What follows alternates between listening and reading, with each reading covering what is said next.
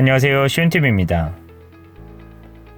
일본은 수출 규제를 통해 한국의 성장에 제동을 걸어보려 했지만 결국 패배를 인정할 수밖에 없는 입장에 놓였습니다. 본격적인 수출 규제가 시작된 지난 7월부터 9월까지의 경제적 피해는 일본이 한국보다 9배나 큰 것으로 드러났고, 특히 한국 반도체를 겨냥했던 일본은 오히려 한국 반도체 기업들의 위기 타개 능력에 감탄할 뿐이었습니다. 오히려 이 위기를 기회로 삼아 국산화에 성공하고 대체 능력을 키워 삼성전자나 SK하이닉스의 뛰어난 경쟁력을 더욱 부각시키는 효과만 나왔습니다. 오히려 전세계 76%의 점유율을 차지하는 한국으로의 수출길이 막혀버린 일본 부품 소재 업체들은 역풍을 맞았습니다. 일본의 관광산업은 높은 비율을 차지하던 한국인들의 불매운동으로 쑥대밭이 되었고, 자동차, 맥주 등등 대체재가 워낙 많은 이 시대에 한국이 일본 없으면 안 될 거라는 일본의 생각 자체가 어불성설이었습니다. 일본 우익들은 한국에 대한 공격이 먹히지 않자 한국과의 국교 단절 카드를 들고 나왔습니다. 국교 단절 카드를 꺼냈다는 것은 한국이 일본을 넘어서서 일본으로서도 컨트롤할 수 없는 입장이라는 것을 보여준 것입니다. 아사히 신문과 인터뷰를 가진 기무라 고베대 교수는 일본이 한국과 단교하자고 주장하는 것은 한국을 굴복시키는 것이 불가능하다는 것을 일본 사회가 깨닫기 시작한 것이라고 분석했습니다.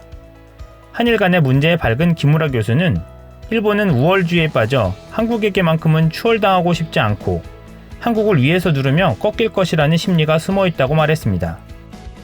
호사카 유지 교수는 한 언론과의 인터뷰에서 일본은 강자에는 약하고 약자에는 강하다라는 것이 역사적으로 확인되었다면서 이번 한일 경제 문제를 지켜보면서 한국이 굉장히 강하다는 인식을 준 상황이기 때문에 이제 출구 전략을 모색하고 있다고 말했습니다. 이는 일본 국민들의 지지를 잃지 않으면서도 물러설 수 있는 방법이 필요한데, 한국과의 단교는 이런 맥락에서 가능한 카드로 보인다는 것입니다. 사실상 국교 단교를 외치는 것은 일본이 한국에 졌다는 것을 비겁하게 선언하는 셈입니다.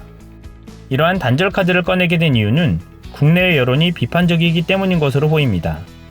로이터는 한일 관계가 1965년 이후 최저 수준이라면서 한일 외교 갈등이 격화하면서 국제 반도체 공급에 영향을 주고 북한에 대한 중요한 안보 협력도 약화시켰다라고 했습니다. CNBC는 한일 갈등의 고조가 양국 경제는 물론 세계 경제에도 피해를 줄 수 있다고 지적했고, 영국의 이코노미스트도 일본 경제보복 조치는 근시안적이고 자해적인 조치라며 비판했습니다. 지난 9월 추거홍 주한 중국 대사는 한민족은 자존감이 높고 의제가 강한 민족이기 때문에 아베 총리가 역사 문제를 이유로 경제 제재를 가하는 것은 성공할 수 없다라고 말했습니다. 그리고 와다 하루키 도쿄대 명의교수를 비롯한 일본의 지식인 78명은 한국이 적인가라며 동북아에서 한국을 패싱하겠다는 것은 반시대적이며 악몽 같은 정책이라며 아베 총리를 비판했습니다. 이제 한국은 2018년 기준 세계 11위의 경제 강국이 되었고, 군사력은 2019년 기준 7위로 일본이라는 한 국가가 한국을 뒤흔들 수 없는 자리에 와 있습니다.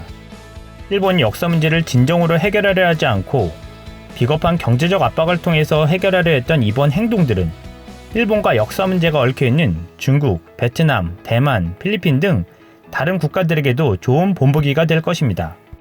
역사 문제를 도외시하고 이번처럼 극우 정치를 펼친다면 국제적 고립으로 가는 지름길일 것입니다. 이상 시온TV였습니다.